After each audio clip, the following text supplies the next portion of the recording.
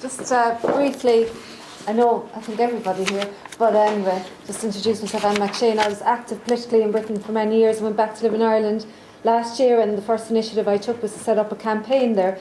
I mean, our campaign there is smaller than the one here, but I think that it's been interesting because the political dynamics are a little bit more fluid because the Socialist Workers' Party isn't as strong in Ireland, and maybe it's a little bit to the left of the Socialist Workers' Party in Britain. Certainly we've had a different experience when it came to the issue of our campaign, and in fact it was very positive that rather than actually ban Hopi, we were invited along. Yasmin went and spoke at the recent Irish anti-war movement rally, which happened on the same day as their teaching. Now, I'm not saying that's all the problem solved, because obviously we've got a battle, and I think that maybe they made a mistake doing that. Now I think maybe we'll have some more hostility.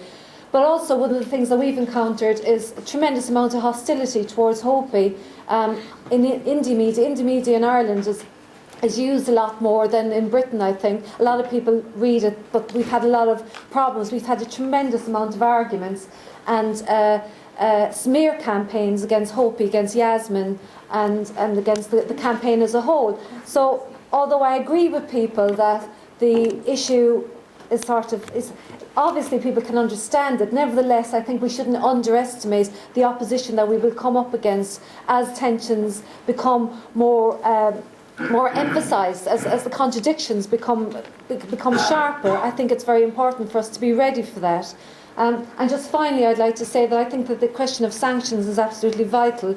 I think David already made the point, and in our teaching in Dublin we discussed it, and somebody made the point that it was actually the first act of war, to surround the city, to lay siege to the country, to weaken not just the regime but also the people. So I think it's extremely important, and I think that Stuart's point in that regard is well worth taking on board. Obviously, I'm not part of the voting here today, but I think the last point I'd make is that, and I'm glad that it was included as an amendment, is that I think it's extremely important that we try to work together. I mean, we've got some supporters in the United States, we've got a comrade here from Sweden today.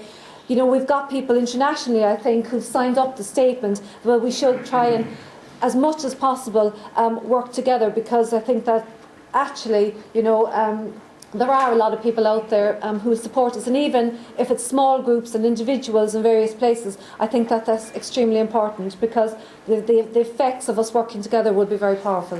Thanks.